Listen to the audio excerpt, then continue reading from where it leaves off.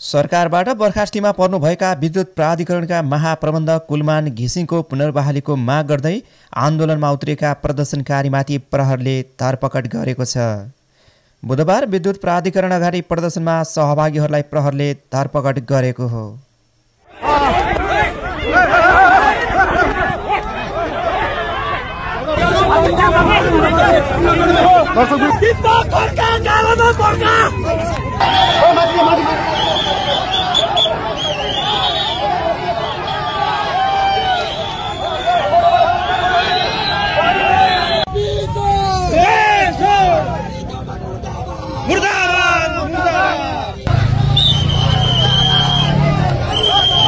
तिमीहरूलाई खाल्टो खनेर गाडेर यहाँसम्म तिमीलाई राखेर मोह दलेर 5-5वटा दरको अरिङ्गल छोडिदिन्छौ। तिमीहरूलाई छातीमा गोली खाएर तयार भएर पनि उठ्नुपर्छ, आउनुपर्छ, अन्यथा यो देश सकाउने छन्।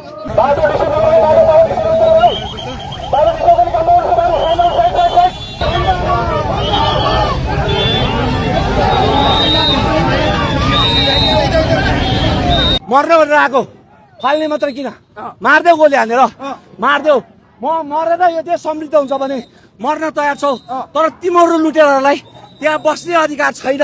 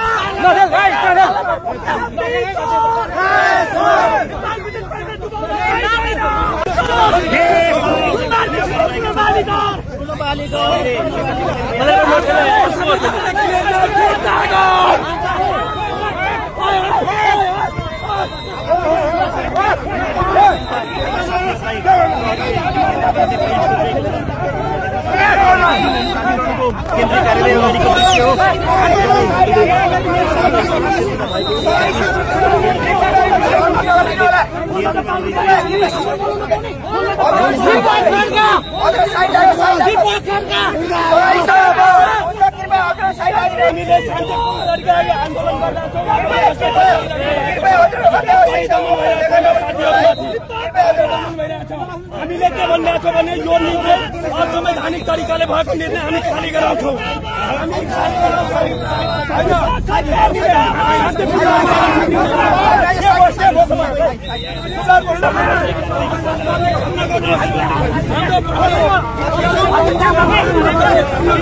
दर्शक हेर्न सक्नुहुन्छ, झगडा भएको छ, झगडा भएको छ, झगडा भएको छ। त्यहाँ देख्न सक्नुहुन्छ, त्यहाँ देख्न सक्नुहुन्छ, त्यहाँ देख्न सक्नुहुन्छ।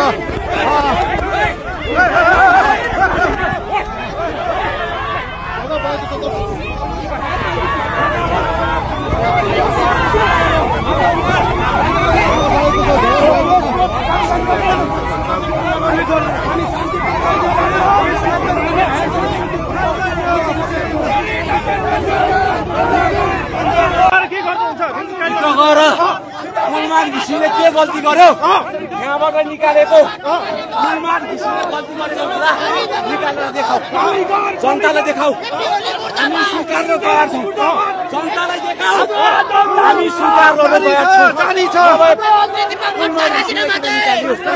है अब हाम्रो आन्दोलन चिसो हुनेवाला छैन यिनीहरूले सोचेको होला यिनीहरू 2-4 दिन कराउँछ फेरि आउँछ तिमीहरूले 46 सालदेखि यो देश लुटेको छ तिमीहरूलाई अब नाङ्गो जार पारेर यो टुडी खेलमा ल्याएर तिमीहरूलाई सजाय दिने तिमीहरूलाई यहाँ ल्याएर सजाय दिने अब सरकारको टार्गेटमा हुन्छ तपाईँहरू धन्यवाद गल्ती पोइन्ट गर्नुहोस् सरकार तपाईँको हातमा मात्रै हुँदैन अब यो युवाको हातमा पनि आउनु त्यो बेला सोच्नुहोस् कस्तो सजाय दिन्छ यो युवाले सरकार जब हाम्रो हातमा आउँछ जब यही देशको कुलमान घिसिङ ऊर्जा मन्त्री भएर जान्छ यही देशको बालेन शाह गृहमन्त्री भएर जान्छ यही देशको हर्क सम्पाङ मन्त्री भएर जान्छ त्यो बेलामा कस्तो खालको सजाय पाउने तपाईँहरूले सम्पत्ति शुद्धिकरण केपी ओलीको कार्यकर्तादेखि थाल्नु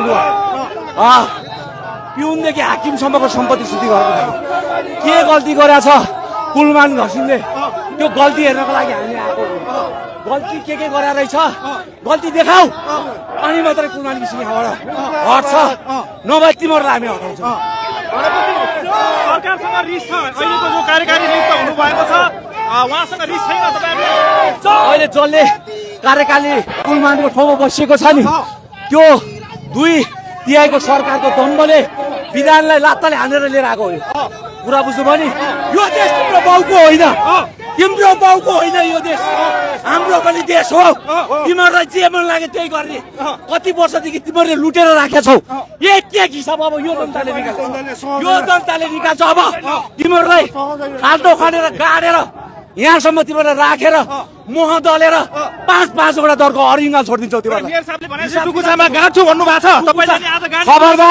खबरदार मेयर साहब टुकुचा जस्तो पवित्र ठाउँमा ल्याएर यो अपवित्रता लुटेरहरूलाई गाड्न पाइँदैन यिनीहरूलाई गाड्ने ठाउँ हामी मिलाउँदैछौँ है यसको हिसाब किताब अब आइसकेको छ अब जनताले गर्छ यो जनता पराकाष्ठमा आएको 2/3 दम्बमा आएको यो जनता हो तिमीहरूले आफ्नो नातागोतालाई भर्ने ठाउँ 886मा पनि हेर 886 सम्पत्तिमा पनि कोही साला कोही साली कोही मिर्चीको सासले ल्याएर भरेको छ अहिले हामीले तिरेको कर कहाँ गइरहेको छ विद्युत कार्यक्रमको अफिसमा आएर नाटक नदेखाऊ काम गर्न देऊ भन्नुभएको छ अहिलेको सरकारले यसले यो डाकाले काम गरे भए देशमा आज चाहिँ 10वटा लासमा 5वटा लास बक्समा आइराखेको छ डाकाहरू तिमीहरूले काम गरे भए हामी पनि व्यापार गरेर खाएर बस्थ्यौ होला क्या इन्भाइरोमेन्ट छैन लखेटिनु लागेको छ यो देश सोमालियामा पुर्याउने को हो भनिदिनुहोस् हामीलाई धन्यवाद तपाईँको पत्रकार मित्रता देशको 77 जिल्लामा मर्न भनेर आएको फाल्ने मात्रै किन मार्देऊ गोली हानेर मार्देऊ म मरेर यो देश समृद्ध हुन्छ भने मर्न तयार छौ तर तिमीहरू लुटेरहरूलाई त्यहाँ बस्ने अधिकार छैन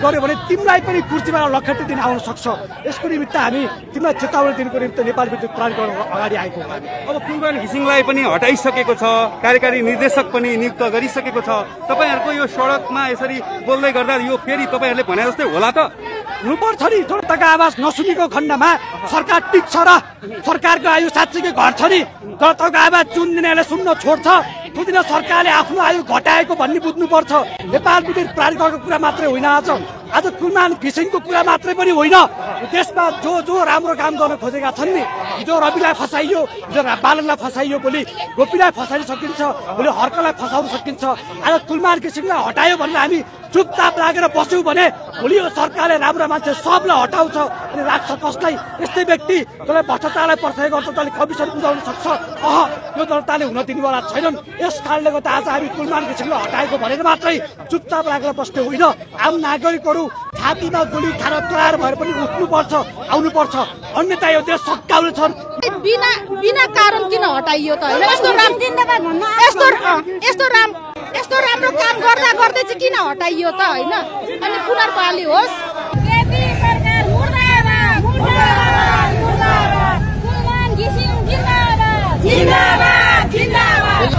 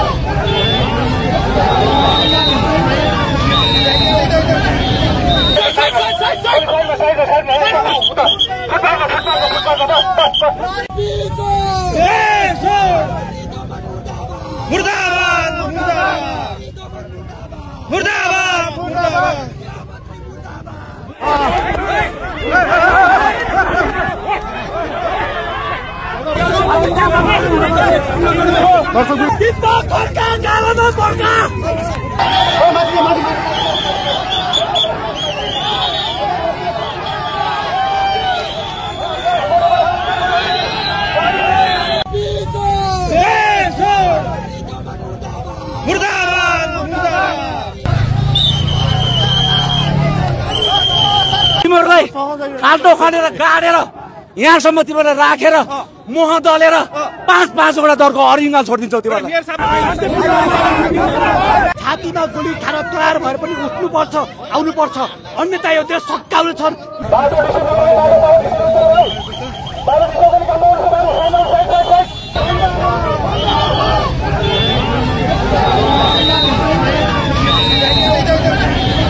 मर्न भनेर आएको फाल्ने मात्र किन मार्देऊ गोली हानेर मार्देऊ।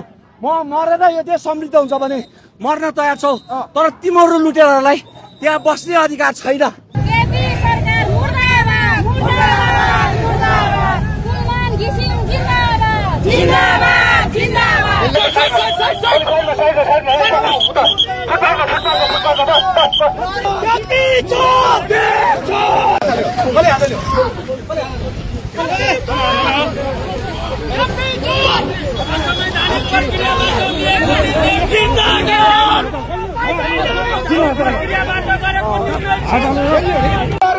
विद्युत प्राधिकरणको अगाडि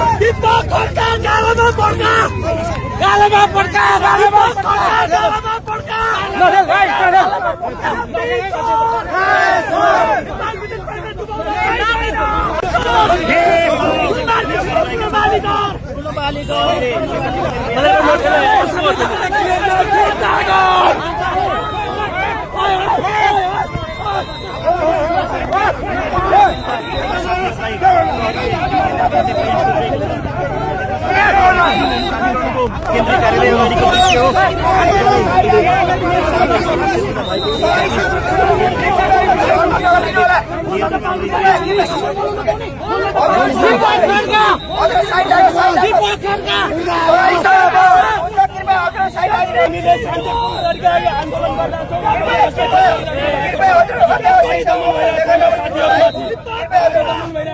हामीले के भनिरहेको छौँ भने यो निर्णय असंवैधानिक तरिकाले भएको निर्णय हामी खाली गराउँछौँ।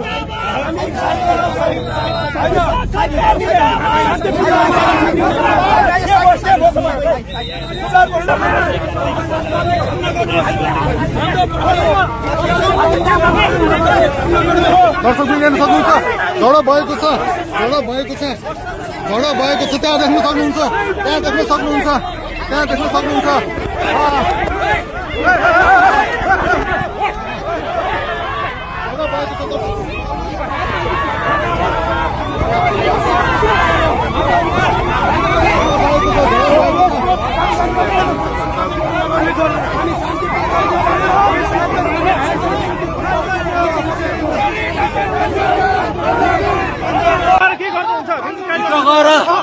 कुलमान घिसिङले के गल्ती गर्यो?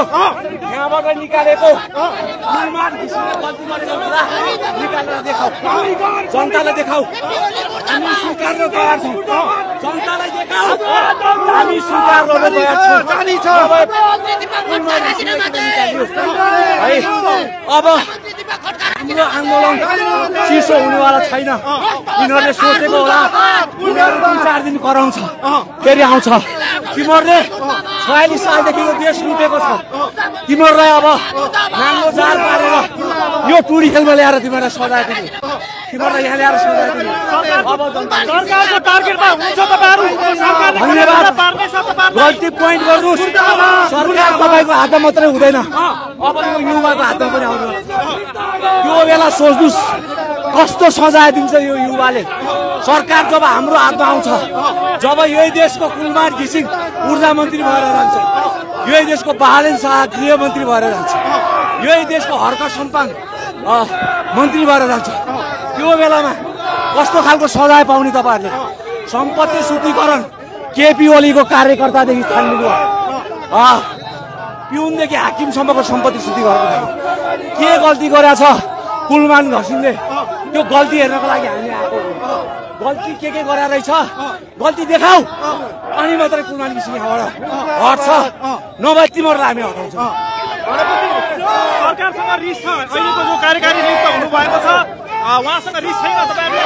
अहिले जसले कार्यकाली कुलमानको ठाउँमा बसिएको छ नि, त्यो 2/3 सरकारको दम्बले विधानलाई लात्ताले हानेर लिएर आएको हो। कुरा बुझ्नुभयो नि? यो देश तिम्रो बाउको होइन, तिम्रो बाउको होइन, यो देश हाम्रो पनि देश हो। तिमीहरूलाई जे मन लाग्यो त्यही गर्ने। कति वर्षदेखि तिमीहरूले लुटेर राखेका छौ, एक हिसाब अब यो जनताले निकाल्छ, यो जनताले निकाल्छ। अब तिमीहरूलाई खाल्टो खनेर गाडेर यहाँसम्म तिमीहरूलाई राखेर मोह दलेर 5-5वटा दरको अरिङ्गल छोडिदिन्छौ तिमीहरूलाई। मेयर साहबले भने टुकुचामा गाड्छु भन्नु भएको छ, तपाईले नि आज गाड्नु। खबरदार मेयर साहब, टुकुचा जस्तो पवित्र ठाउँमा ल्याएर यो अपवित्रता लुटेरहरूलाई गाड्न पाइँदैन। यिनीहरूलाई गाड्ने ठाउँ हामी मिलाउँदैछौँ है।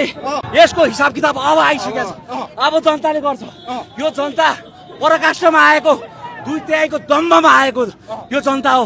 तिमीहरूले आफ्नो नातागोतालाई भर्ने ठाउँ 886मा पनि हेर, 886 सम्पतमा पनि कोही साला कोही साली कोही मिर्चीको स्वास्नी ल्याएर भरेको छ। अहिले हामीले तिरेको कर कहाँ गइरहेको छ?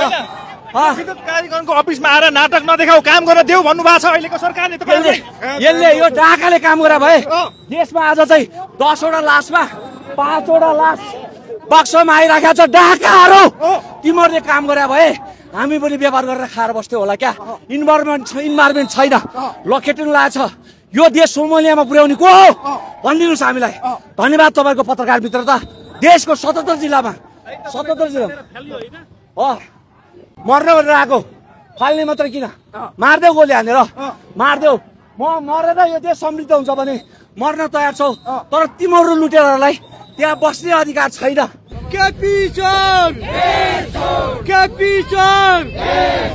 गर्यो भने तिमीलाई पनि कुर्सीमा लखेट्ने दिन आउन सक्छ। यसको निमित्त हामी तिमीलाई चेतावनी दिनुको निमित्त नेपाल विद्युत प्राधिकरण अगाडि आएको हो। अब कुलमान घिसिङलाई पनि हटाइसकेको छ, कार्यकारी निर्देशक पनि नियुक्त गरिसकेको छ। तपाईहरुको यो सडकमा यसरी बोल्दै गर्दा यो फेरि तपाईहरुले भने जस्तै होला त? हुनुपर्छ नि। जनताको आवाज नसुनेको खण्डमा सरकार टिक्छ र सरकारको आयु साँच्चीकै घट्छ नि। जनताको आवाज चुन्दिनेले सुन्न छोड्छ। त्यो दिन सरकारले आफ्नो आयु घटाएको भन्ने बुझ्नुपर्छ। नेपाल विद्युत प्राधिकरणको कुरा मात्रै होइन, आज कुलमान घिसिङको कुरा मात्रै पनि होइन। देशमा जो राम्रो काम गर्न खोजेका छन् नि, हिजो रविलाई फसाइयो, हिजो बालनलाई फसाइयो, भोलि गोपीलाई फसाउन सकिन्छ, भोलि हर्कलाई फसाउन सकिन्छ।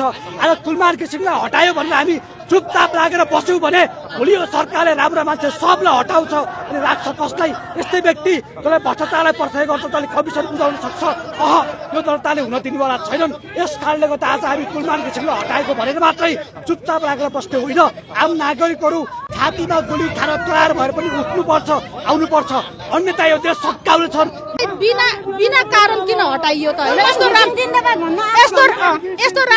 यस्तो राम्रो काम गर्दा गर्दै चाहिँ किन हटाइयो त? होइन, अनि पुनर्बहाली होस्। केपी सरकार मुर्दाबाद, मुर्दाबाद, मुर्दाबाद। कुलमान घिसिङ जिन्दाबाद, जिन्दाबाद, जिन्दाबाद।